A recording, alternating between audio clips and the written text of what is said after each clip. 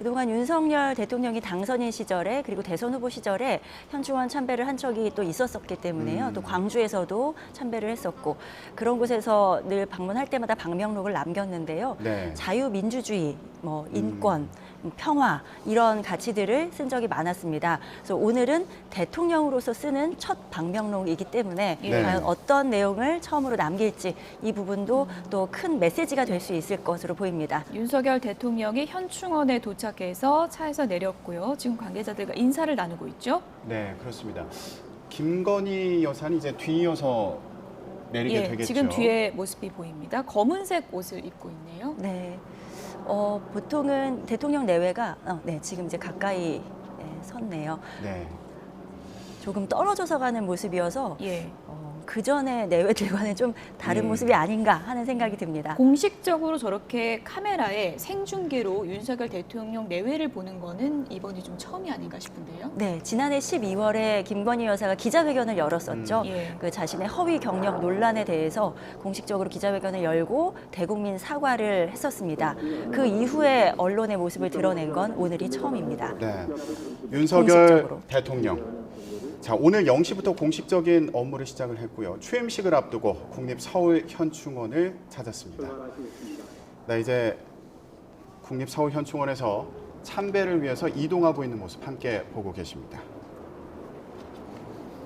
네, 오늘 0시에는 용산 지하벙커에서 국가위기관리센터에서 합동참모본부에 보고를 받았고요. 이때는 한반도 안보 상황이 엄중한 만큼 확고한 군사 대비태세를 유지해달라고 군 수뇌부에 강조한 것으로 전해지고 있습니다. 네, 다시 도약하는 대한민국, 함께 잘 사는 국민의 나라를 국정 비전으로 내세우고 공정과 상식의 회복을 약속한 윤석열 대통령. 임기 첫날 지금 김건희 여사와 함께 현충원 참배 공식 일정을 소화하고 있습니다. 네, 윤석열 대통령 지난해 3월에 검찰총장 퇴임 이후에 1년여 만에 대통령에 취임하는 날입니다.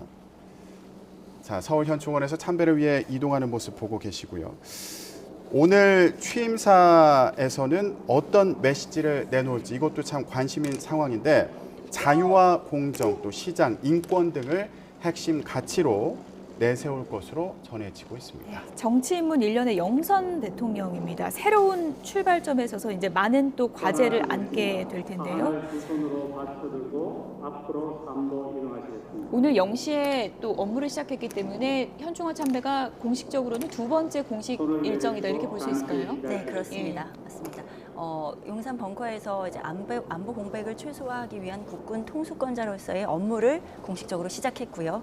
이제 현충원 참배는 두 번째 일정. 그 다음에 이제 국회 취임식장으로 이동해서 취임식을 치르게 됩니다. 네, 오늘 취임식은 국민과의 소통을 굉장히 강조할 것으로 보이는데요. 현충원 참배 이후에 국회의사당으로 이동을 해서 180m 정도를 걸으면서 참석한 시민들과 인사를 나누고 또 사진도 찍을 예정입니다. 네, 김건희 여사가 이제 검은색 옷을 입고 오늘 이제 공식 일정을 함께 소화하고 있는데요. 오늘 취임식에서는 문재인 전 대통령 내외와 윤석열 대통령 내외가 함께 있는 모습도 또 이제 볼 수 있는 거죠. 네, 그렇습니다. 지금은 이제 현충원 참배 하고 있기 때문에 이제 검은색 옷을 입었는데요. 참배를 마치고 나서는 환복을 할 예정입니다. 그래서 옷을 갈아입고 아마도 밝은색 복장으로 갈아입지 않을까 생각을 하는데요. 갈아입은 다음에 이제 국회로 이동을 할 예정입니다. 그리고 취임식장에서는 윤석열 대통령 내외, 문재인 전 대통령 내외, 그리고 박근혜 전 대통령까지 그 전 현직 대통령이 모두 함께 모여 있는 모습을 볼 수 있습니다. 네, 오늘 취임식 이제 중간에 문재인 전 대통령 내외를 배웅하는 그런 순서도 있더라고요. 맞습니다. 마지막에 행사가 거의 다 마무리되고 축하 공연까지 끝나고 나면 문재인 전 대통령 내외를 환송합니다. 네. 윤석열 대통령 내외 지금 현충원에서 참배하는 모습 함께 보고 계십니다. 참배 뒤에 방명록에 어떤 메시지를 적을지 이 부분도 상당히 관심이 쏠리고 있습니다. 윤석열 정부 이제 5년 항해를 시작하고 있습니다. 국민의 기대 속에서 5년 항해를 시작하고 있는데요. 이제 현충원 참배 뒤에는 취임식에 참석해서 또 취임사를 통해서 국민에게 메시지를 전할 예정입니다. 네, 국내외 초청 귀빈과 일반 국민 4만 1,000명이 참석한 가운데 국회에서 대한민국 제20대 대통령 취임식을 앞두고 있습니다. 자, 박수정 기자, 방명록에 무슨 내용을 남길까? 이 얘기를 아까 좀 해봤는데 네. 취임사에서도 이제 공정, 자유를 강조할 거라고 얘기를 하잖아요. 예. 취임사 관련해서 좀 전해지는 얘기가 있습니까?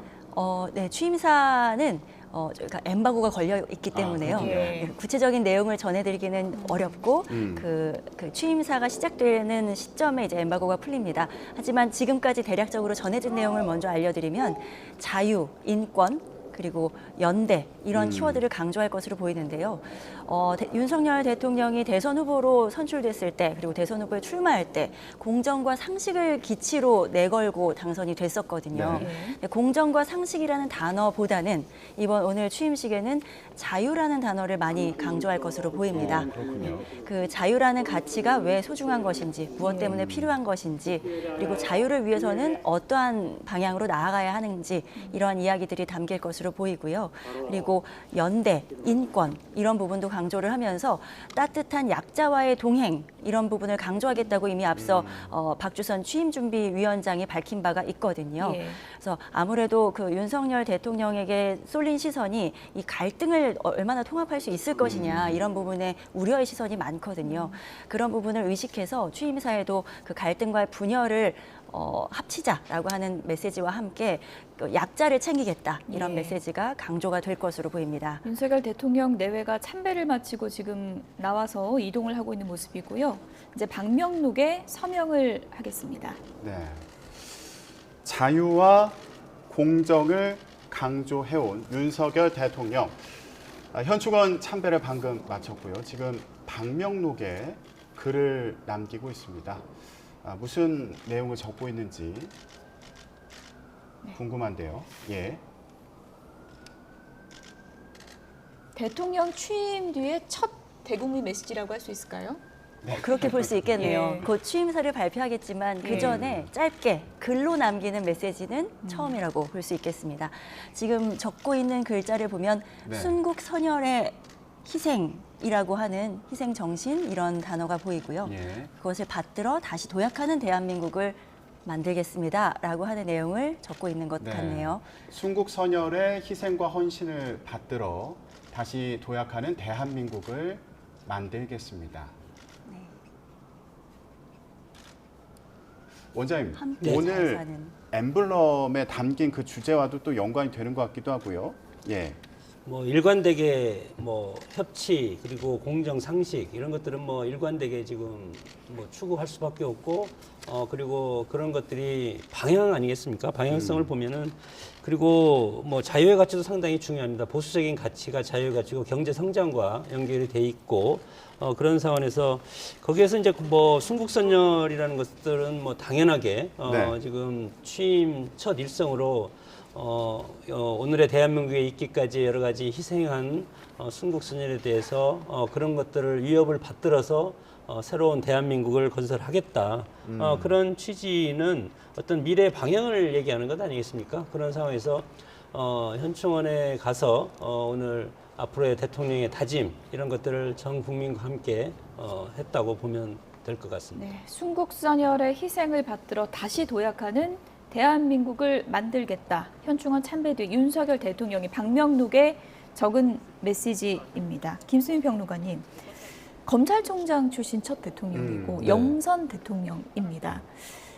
정치 신인으로서 지금 20대 대통령 임무를 이제 수행하게 됐는데 어떤 장단점이 있다고 볼 수 있을까요? 여기에 대해서 영선이고 또 검찰 출신이라는 거에 대해서 기대와 우려가 교차를 할 것 같습니다. 기대 같은 경우는 사실 한국 사회에서 시민들이 갖는 정치에 대한 불신 이런 것들이 굉장히 심각하고 특히 다선 국회의원이라고 했을 때는 어떤 경륜을 갖고 있는 정치인이라기보다는 굉장히 문제가 많은데도 기득권을 잡고 있는 정치인 이런 또 이미지가 그게 맞든 그러든 간에 형성이 돼 있거든요. 그런 의미에서 차라리 한 번도 국회의원을 하지 않은 사람이 대통령이 되는 것, 아웃사이더 대통령이 나오는 것이 더 낫지 않을까라고 생각하신, 어렴풋하게나마 그렇게 생각하신 분들은 꽤 많이 계셨을 것 같습니다. 예. 그렇다면 기존의 정치 문법과 다른 방법으로 정치를 혁신하는 것, 이것을 기대하시는 국민들도 꽤 많은 거라고 보고요. 근데 다만 이제 의회 경험이 없다라고 하는 것은 의회라고 하는 것은 이제 단체장 위주의 행정에서는 단체장의 결심 여하에 따라서 결정되는 부분들이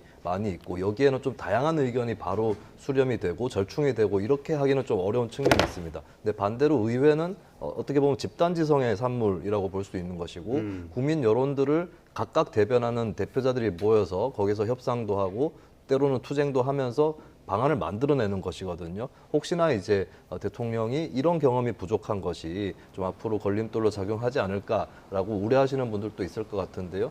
네, 근데 이제 결국에 대통령이 헤쳐나가야 될 것은 어떤 경험을 반드시 해야만, 그러니까 예를 들면 의회 경험이 있어야만 의회주의자가 된다거나 민주주의자로서의 역할을 한다거나 이런 거는 아니기 때문에 대통령이 이제 본인이 갖고 있었던 나름의 뭐 소양이 있었을 수도 있고요. 그리고 국회 경험 없지만 지켜보면서 가졌던 생각들, 그리고 정치에 입문하고 난 다음에 갈고 닦았던 생각들이 있을 겁니다. 예, 그 생각 더하기 이제 본인이 경험해보지 못한 것에 대한 인정이라든지 또 그 경험을 채워줄 수 있는 사람에 대한 존중, 이런 것들을 더해 나간다면은 본인의 어떤 경험에 있는 장점과 단점, 이런 것들을 각각 이제 장점은 더 살리고 예. 단점은 상쇄시켜 나가면서 그렇게 국정을 운영할 수 있을 것이다라고 보여지는 것이고, 결국 중요한 것은 이제 국회와 어떤 관계를 맺느냐, 이것이 가장 중요한 부분이 될 건데, 앞으로 여러 가지 숙제가 있을 거예요. 어떤 부분은 내키지 않지만 국회가 통과시키는 법안이라든지 혹은 행정부에서 낸 법안을 통과시키지 않는 부분에 대해서 그래도 존중을 해야 되는 그런 과제가 또 있을 수 있고, 다른 한편으로는 그래도 어쩔 수 없이 갈등을 불사하고 예를 들면 뭐 법안 거부권을 행사한다든지 예. 이런 부분들, 또 국회에서 입법되지 않은 사안인데 시행령으로 할 수 있는 부분에 대해서 대통령이 먼저 뭐 선도적으로 결행을 한다거나 이런 부분들이 있을 텐데, 이런 것들을 어떻게 안배할지, 어떤 의제는 이렇게 처리하고 어떤 의제는 저렇게 처리하고, 이런 것들에 대해서 좀 구상들을 지금부터 계속 가다듬을 필요가 있겠다, 이런 생각도 듭니다. 네. 여소야대 국면, 그리고 코로나19 위기 극복 등 여러 가지 과제가 남겨져 있는 그런 상황입니다.